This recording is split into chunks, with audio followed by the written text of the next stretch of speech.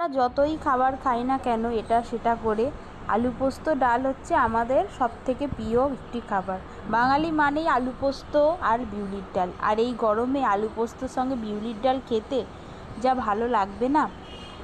আর আজকে যেহেতু বৃহস্পতিবার, তাই বৃহস্পতিবার দিন আমরা তো নিরামিষ দিনে খেয়ে থাকি, আর কিন্তু আমিষ দিনেও অনেক সময় গরমকালের দিনে আমরা আলু পোস্ত আর বিউলির ডাল করে থাকি।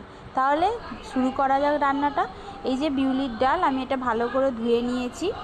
এরপর আমি এটাকে সিদ্ধ করতে দেব।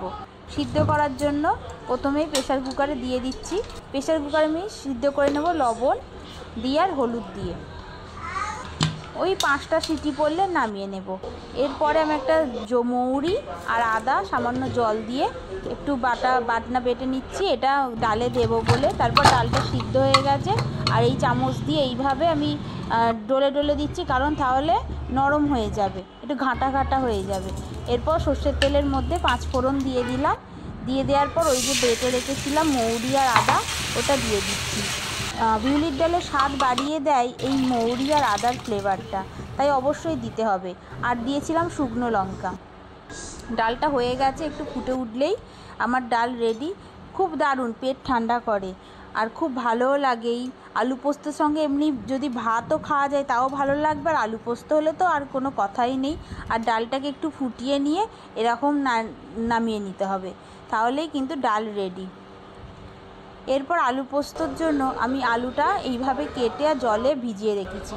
তারপর এখানে পোস্ত আর কাঁচা লঙ্কা আদা বেটে নেব সামান্য জল দিয়ে। এরপর আমি কড়া গরম করে নিয়েছি, সর্ষের তেল দিয়ে দিলাম। তেলের মধ্যে শুকনো লঙ্কা তেজপাতা দিয়ে দিলাম। এরপর আলুটা দিয়ে দিলাম। আলুটা ভালো করে ভেজে নিচ্ছি। সামান্য লবণ দিলাম পরিমাণ মতো, দিয়ে ভালো করে ভাজার পর এখানে হলুদ গুঁড়ো দিয়ে দিলাম।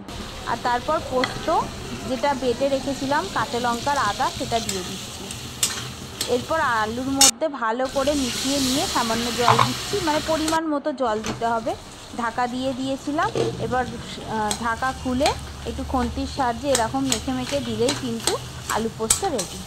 খুবই সিম্পল একটা রান্না, সবার কাছেই একেবারেই সবাই জানে রান্নাটা, কিন্তু তাও আমি তোমাদের সঙ্গে শেয়ার করলাম, কারণ এই গরমে আলু পোস্ত ডাল খুবই আরামদায়ক একটি খাবার।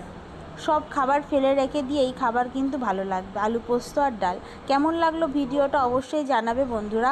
আর বাড়িতে মাঝে মধ্যেই আলু পোস্ত ডাল বানাবে, যেটা শরীর মন সবই ভালো করে দেয়। 1-2টো জিনিসেই কিন্তু আমাদের ভাত খাওয়া হয়ে যাবে, আর অন্য কিছু লাগবে না। আর যদি পারো তো এর সাথে পাঁপড় ভাজা করে নেবে, তাহলে কিন্তু জমে যাবে। আসছি বন্ধুরা, সবাই ভালো থেকো।